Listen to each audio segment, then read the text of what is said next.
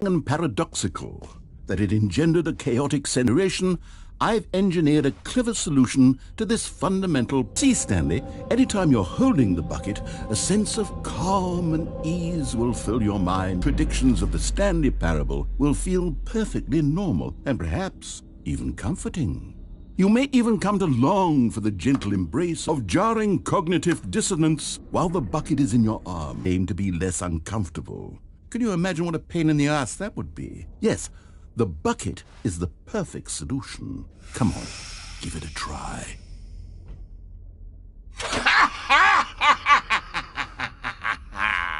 Can you feel it? The glow of comfort, even in the face of crushing despair, must already be sweeping through your body. And in fact, can I say that I do believe the bucket lends you an air of charisma as well? I think that just holding it has made you the slightest bit more attractive as a person. The benefits of the bucket seem to go on, don't they? All this and more await you in the Stanley parable too.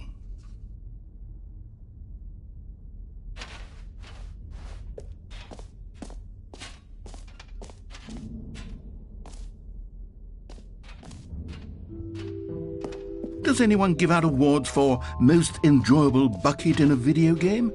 That really should be an award if it isn't already.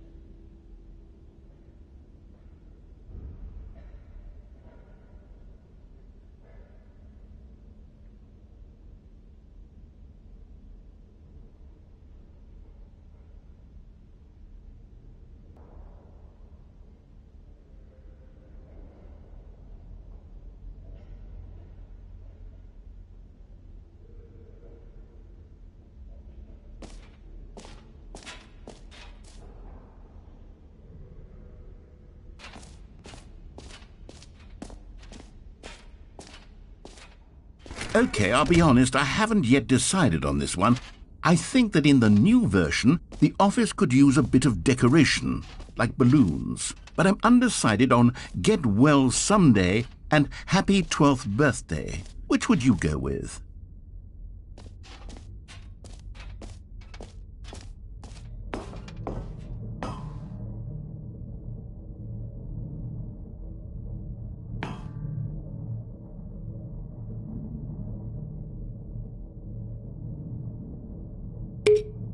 You know, sometimes when you solicit another person's opinion, it makes you realize that you knew which one you actually really wanted all along. Get well someday it is.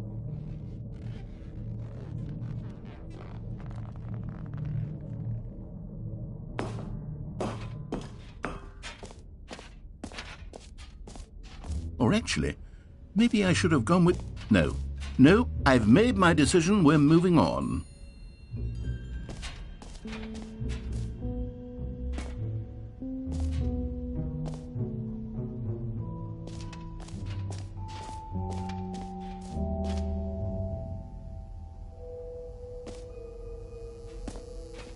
Now, here's something special. You remember that broken test trophy that got left in the game on accident?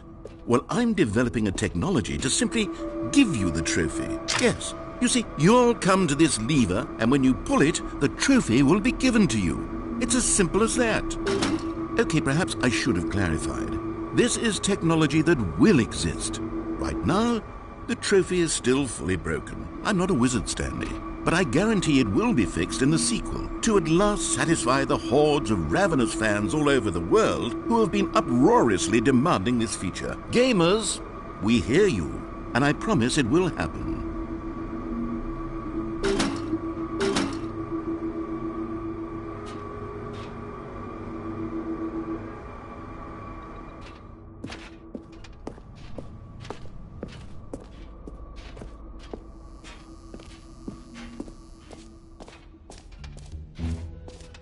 What else? What other exhibits haven't we seen yet?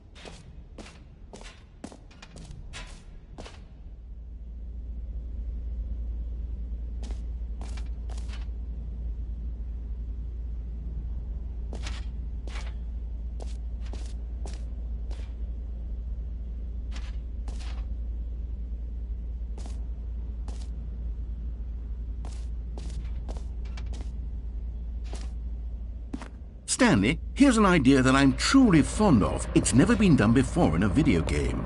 This is, in fact, a hole that you can fall down forever. That's right. Infinite falling. You can fall until the end of time, if you like. A stunning leap forward for video games as a medium.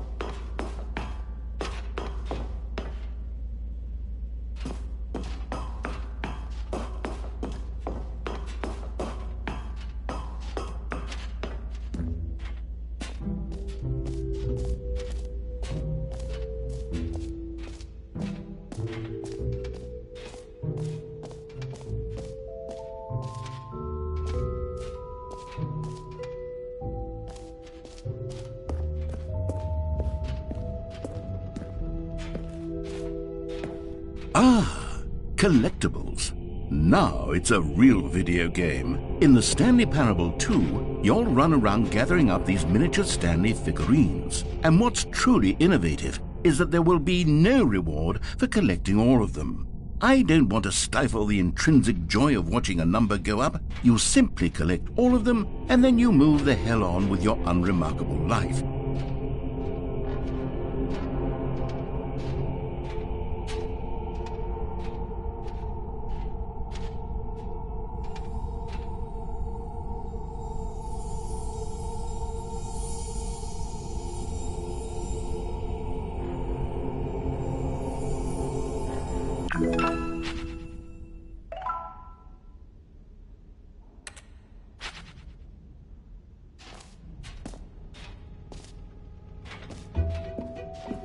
God, it really is the worst when you collect everything in a video game and then they give you a big fancy reward for it. Absolutely tragic.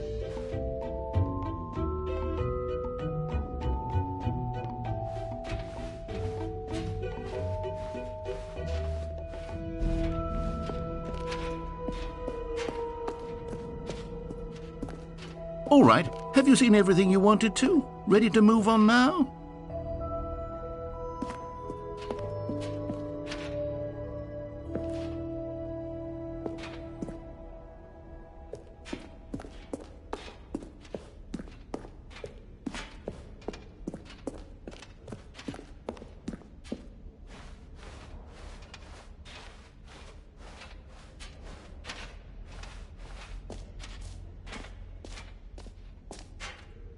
You know what? Let's bring the jump circle back for Stanley Parable 2 as well. It's a... Oh, wait. You already spent all your jumps the first time we saw the jump circle? Oh, well. I suppose it can just be a nice decorative piece, then.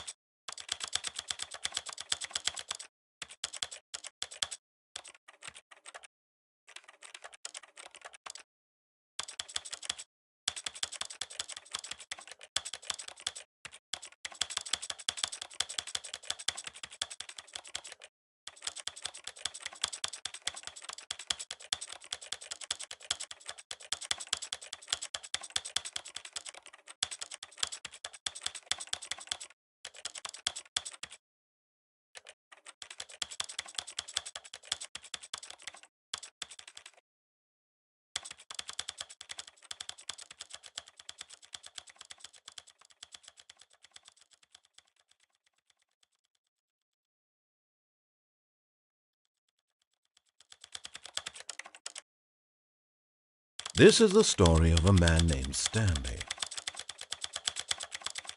This is the story of a man named Stanley.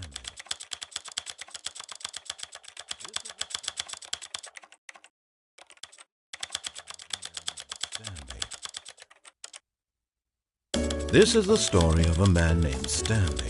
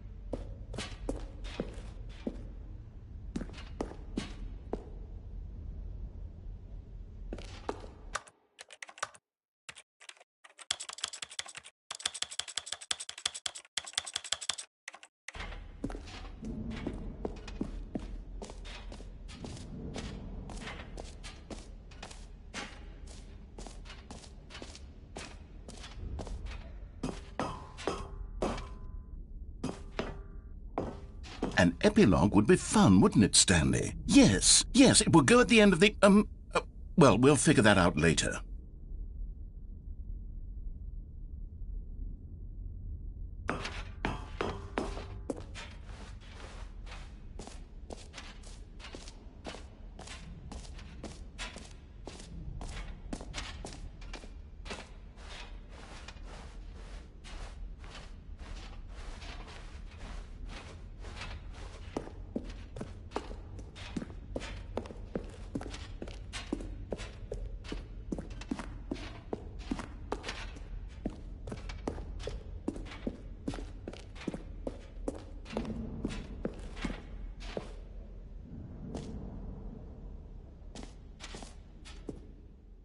So, Stanley, what do you think?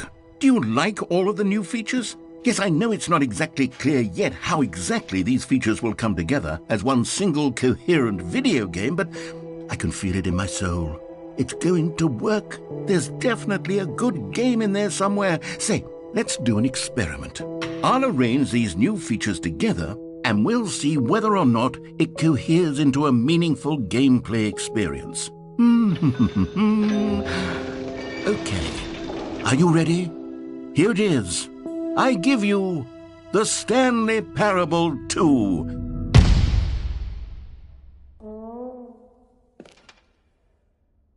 I mean, there's potential here, right? It's sort of... Okay, never mind. Hold on, let me do a different arrangement. Okay, yes, this is much better. I feel good about this. Here we go. Version 2. Who am I kidding, Stanley? This isn't a coherent video game at all. It's a lot of gags. And I do very much enjoy creating gags, but they don't add up to anything. I wanted more than anything to create a sequel that would capture all the magic of the first game. I wanted fans to love it. No matter how good these gags are, they won't stand on their own. They would need the structure and the gameplay of the original. Wait, maybe that's it. I can take the original Stanley Parable and simply, well, insert a few of my new features into it. Tastefully, of course. With respect. With care for the vision and integrity of the original game. Would it possibly work? I suppose it could. But it would need a really, really tremendous title screen. A title screen that says with bold and uncompromising conviction, "This is the Stanley Parable 2. Let me see if I can whip something up. All right, perfect. Go ahead. Take a look.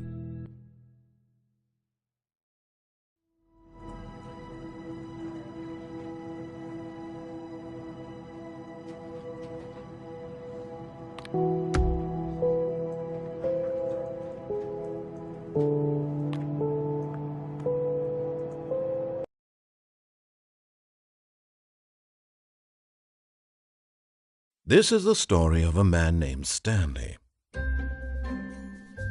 Stanley worked for a company in a big building where he was employee number 427. Employee number 427's job was simple. He sat at his desk in room 427 and he pushed buttons on a keyboard. Orders came to him through a monitor on his desk, telling him what buttons to push, how long to push them, and in what order. This is what employee 427 did every day of every month of every year. And although others might have considered it soul-rending, Stanley relished every moment that the orders came in, as though he had been made exactly for this job. And Stanley was happy. And then one day, something very peculiar happened. Something that would forever change Stanley. Something he would never quite forget. He had been at his desk for nearly an hour when he realized that not one single order had arrived on the monitor for him to follow. No one had showed up to give him instructions, call a meeting, or even say hi. Never in all his years at the company had this happened, this complete isolation. Something was very clearly wrong. Shocked, frozen solid, Stanley found himself unable to move for the longest time. But as he came to his wits and regained his senses, he got up from his desk and stepped out of his office. All of his co-workers were gone. What could it mean? Stanley decided to go to the meeting room. Perhaps he had simply missed a memo. Stanley picked up the bucket.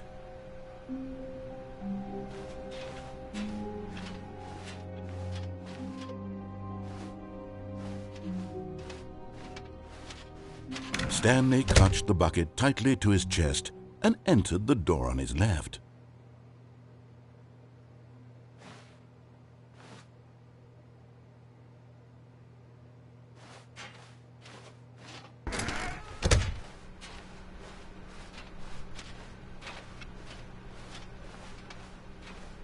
Still no one was here. Stanley needed the bucket's warmth and comfort now more than ever. Perhaps his boss's office was where he'd find answers.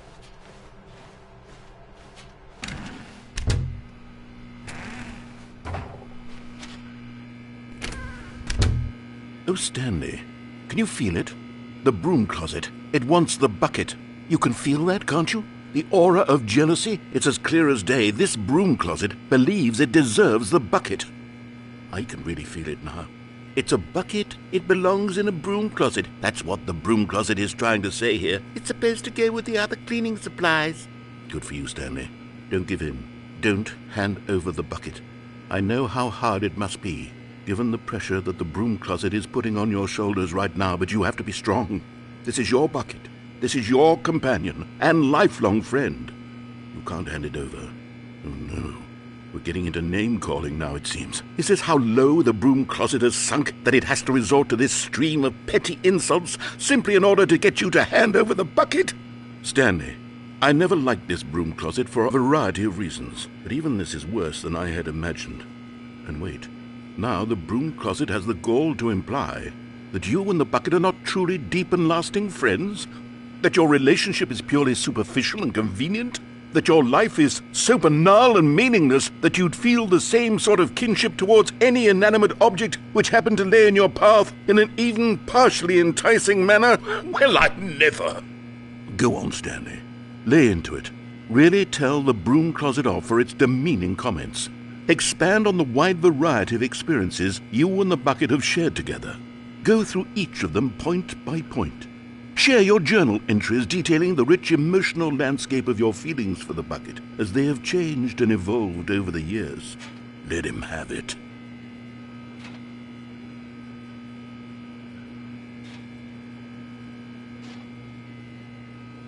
Okay, I've got you something which I think will help settle this debate once and for all. Here we go. There. Now it's settled. No more debate, no more discussion. Take a hike, broom closet, with all your meandering philosophical diatribes about the nature of cleaning supplies and their relationship to broom closets in the natural order of things.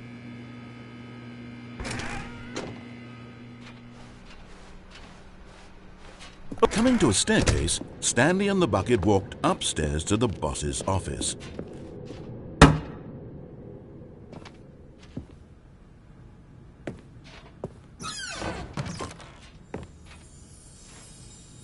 You found one of them. One of the miniature Stanley figurines. Remember, no reward for collecting all of these, only the intrinsic pleasure of a job well done. You can't buy that sort of happiness, Stanley. God knows I've tried. So, I implore you to savor each and every moment you come across one of these beautiful figurines.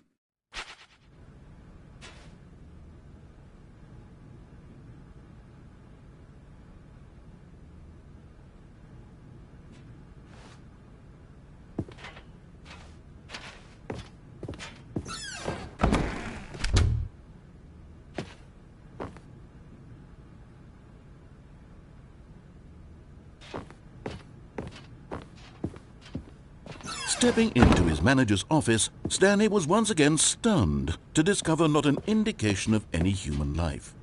Crushed by the weight of this revelation, Stanley may have broken down into an emotional dumpster fire if not for the soothing presence of the bucket.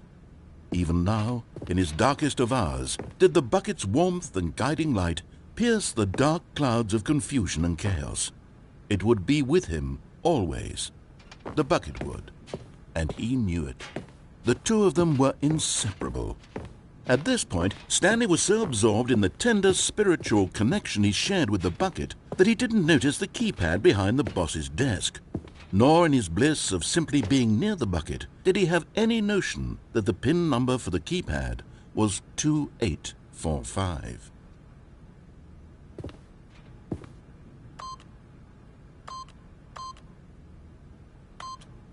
But Stanley guessed the correct code by sheer luck.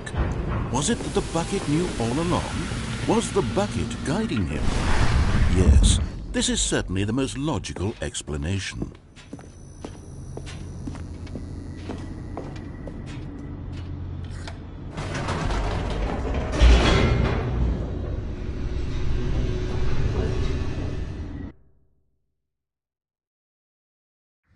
The elevator raced downward, plummeting towards an unknown fate. It would be all Stanley could do to keep himself together, if not for the bucket. Soothing him, comforting him, reassuring that in this darkest moment of uncertainty, he would be all right. The bucket is here for you, Stanley. Everything will be fine.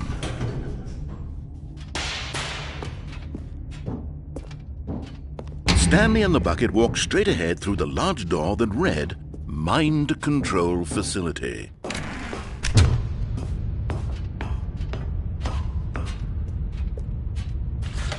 The lights rose on an enormous room packed with television screens. What horrible secret did this place hold? Stanley and the bucket both wondered to themselves.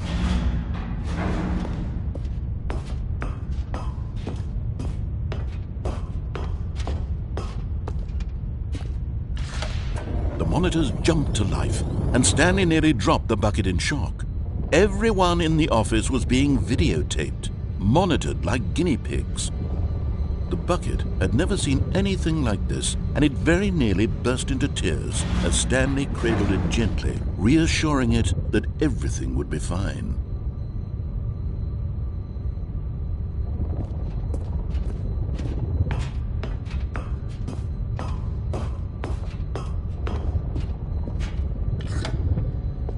What things it didn't wish to do? What kinds of things does a bucket want to do or not want to do in the first place? These questions raced furiously in Stanley's feeble mind. No! He screamed into the bucket. He couldn't accept it. His own life in someone else's control, never! He squeezed the bucket tighter, his one friend in the entire world. At this point, he could trust no one except for the bucket. But here was the proof. The heart of the operation. Controls labeled with emotions, happy or sad or content. Walking, eating, working, all of it monitored and commanded from this very place. And as the cold reality of his past began to sink in, Stanley decided that this machinery would never again exert its terrible power over another human life. For he and the bucket would dismantle the controls for good. Two best friends, Stanley and the bucket, up against the world. They high-fived in a really cool way, and the bucket made a sassy comment about taking down the system.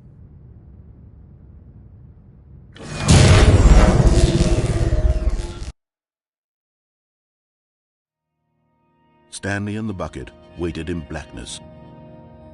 Was it over? Yes, they had done it. Stanley and the bucket had defeated their greatest and darkest enemy, freed themselves from the tyrannical grip of the evil mind control machine. Freedom was now mere moments away. Excitedly, the two of them began to discuss the kind of life they wanted to live once they stepped through this massive door. The bucket wanted to learn to roller skate. Stanley wanted to sneeze in every country on Earth. Both of them wanted to begin watching a movie, any movie, but then stop it halfway through and begin watching it in reverse from the end. True, it was a simple life they envisioned, but it was one they'd lived together, with one another to lean on, to trust, to support. What? Wait. What was happening? Why had the door stopped? Was Stanley and the bucket not about to be freed? An unbearable silence filled the room, lingering in uncertainty, until finally the truth hit Stanley square in the face. This building did not want the bucket to leave. Even the facility itself recognized the incredible calming presence of the bucket, needed the soothing warmth of the bucket, would go to any lengths not to part with the bucket. No. Stanley can't leave this place, not while he has such a precious bucket in his arms. Not while this building has anything to say about it.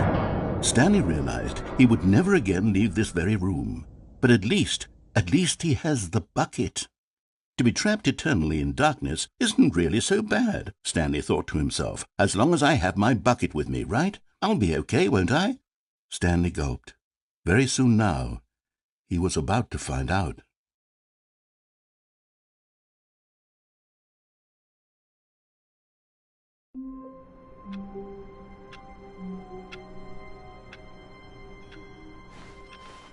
All of his co-workers were gone. What could it mean? Stanley decided to go to the meeting room. Perhaps he had simply missed a memo.